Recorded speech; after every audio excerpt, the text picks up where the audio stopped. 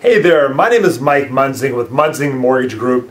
Each week I put these videos together for you to give you the latest on the mortgage industry as a whole and as it pertains to your real estate industry, and if you're a home buyer, the hopes of you buying a home in this market. This week I'm going to be covering a couple of things. I'm going to be covering Stephen Thomas's housing report as well as the foreclosure report for February. So let's jump in. Stephen Thomas puts these reports together every couple of weeks so we can monitor what's going on. I do have it up on my website so you can print it out. You can find that at www.mikemunzing.com. Pause this video, print up that report, follow along so you can see what's going on. I'm just going to recap a couple of the highlights so you know. First, Stephen talks about the housing demand for the last 2 weeks, and it has jumped quite a bit higher. It has increased by 225 homes. Now, the housing demand in Stephen's analysis are homes that are currently pending in escrow or pending sales. Once again, that has jumped up to a total level of 2,982 properties, up substantially from 2 weeks prior. And so you know, at the beginning of the year, that number was all the way down to 1,856 properties. So that's jumped about 61% from the beginning of the year to now in the end of March. Next, he covers the active listings for the county as a whole, and that inventory has leveled off, as he puts it. Homeowners are finally getting, as he said, homeowners are finally getting it, placing their homes on the market if and only if they have to sell. That's the important thing. They need to price it right so the buyers can bring them the offers and get those deals through. The inventory is up 67 homes to a total level of 10,828. And finally, he touches on the distressed properties, and that encompasses the foreclosures and the short sales, and that is 49% actually for the properties that closed in February. 49% of those were either short sales or foreclosures. Very interesting. Once again, on the report, you can flip up through the pages and you can get a real nice breakdown here of what is going down by city, zip code by zip code, and the different price structures. Very interesting report. Go on my website, print that out. Okay, next is the foreclosure report for the month of February. Now, this is always 1 month old because I've got to tally the numbers, and it's brought out by Foreclosure Radar. I'll put the logo up on the screen here. Go to www.foreclosureradar.com. If you have not subscribed and you're trying to work with foreclosure buyers, you've got to subscribe. You've got to get the latest information. This is critical, fantastic information. Once again, bring up the report, print that off my website, and follow along. It's great information.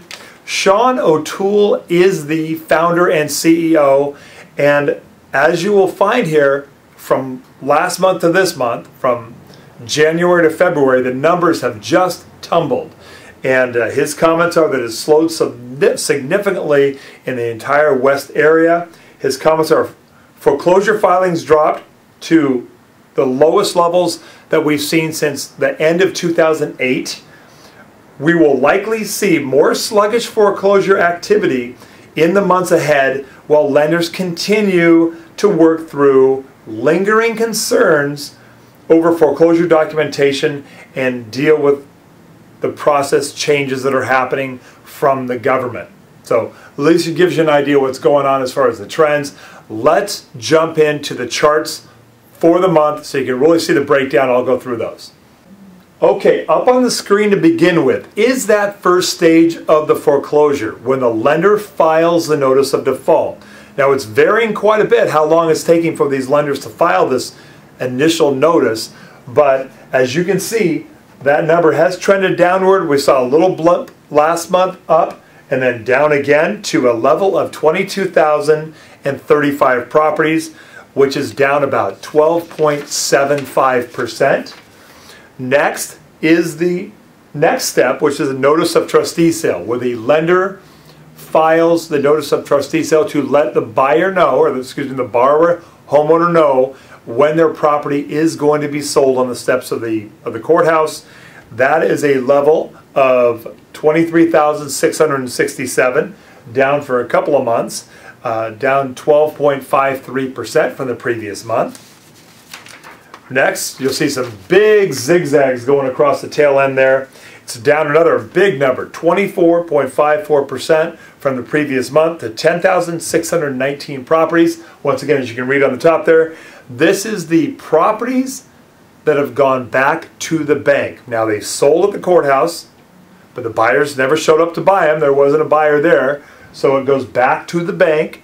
And once again, that's down quite a bit. Next is the other option, where a third party, in most cases a flipper or an investor, comes in, has to buy all cash now, so it's a limited number of those. But that was 2,608 properties that were sold on the steps of the courthouse to a third-party buyer in the state of California, and that's down 20.34%. As you can see, a dip. Big spike last month up, but then it rallied back down or dropped back down again. Next, we have the properties that have been canceled. Let's say something happened, either probably in this case, in this market, it's mostly the loan modifications that actually held on. They did a loan modification, they kept it up for a number of months, so the banks canceled the foreclosure, and that dipped it down about 8.9% to 11,186 properties. You can see that big swoop of cancellations down from the spike about 5 or 6 months ago. And next we have the this is a different level, pre-foreclosure inventory. Now these next three charts are more averages. In this case, it's about 116,000 properties. That's down about 6.84. That's the overall inventory in California of properties that are in the pre-foreclosure, or the notice of default has been filed in that pre-foreclosure realm. Next are the next scheduled next level, where the properties have had their notice of trustees filed, but for one reason or another there's been a delay, and you can see that's a fairly level overall number there, only down about 0.53% to 129,000 properties in the state of California. You can see it's an averaging type deal, so that's why it stays very level. But that is the properties that are scheduled for sale but just haven't gone to the steps of the courthouse yet. And finally, those properties that have been taken back by the lenders, the overall inventory has remained very flat, up just a hair over 1%, at a level of 112,000 properties in California currently being held by the banks that need to be sold to, hopefully, our buyers. Okay, I hope that information was at least helpful. We've got some buyers in the market. It's heating up again. As Steven says, you know, hopefully we'll get some distressed properties, get some great buys for your home buyers out there. Please remember to have them call me. I've been out here 21 years. It is not scary to work with a mortgage broker. We still have lots of options.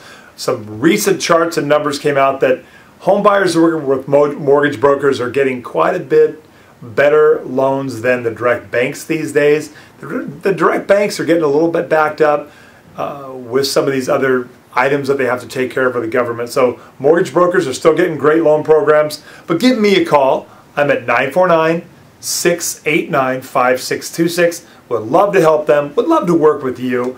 Don't forget to get folks over to my online application on my website. Once again, www.mikemunzing.com. Have them fill that out, send that in. There's lots of new rules out there. I want to make sure those home buyers are ready to go for you. I don't want them disappointed. I certainly don't want you disappointed. Let's work together. God bless you. God bless your family. God bless America. You know I'm here to work for you. So give me a call. Bye-bye. This is the house we used to live in. This is a place I used